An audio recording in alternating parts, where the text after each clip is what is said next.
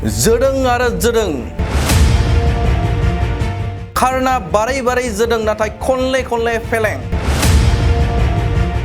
क'क्राझाराव गुन्डागिरिनि सोमोनांथाव जाथाय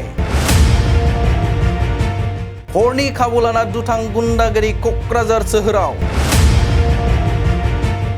सोर बे एसेबां दुथां गोजोननि नोगोर क'क्राझार सोहोराव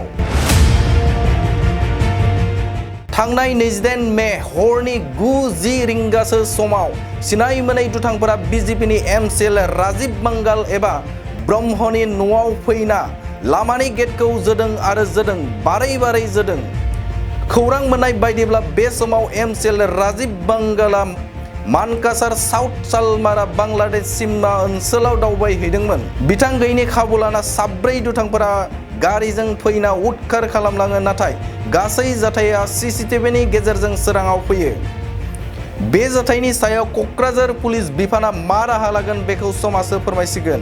थाखो 8, 9 आरो 10 नि फरायसाफोरनि थाखाय मोनसे गोनां फोसावथाय।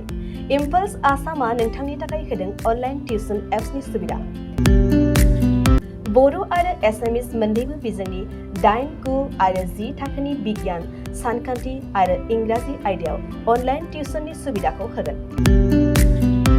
मोनफ्रोमबो आयदायाव दान मोनसेनि फिसआ 250 रांल' जागोन। 12 दाननि थाखाय फरायसानि अनलाइन टिउसनआ सोलिगोन।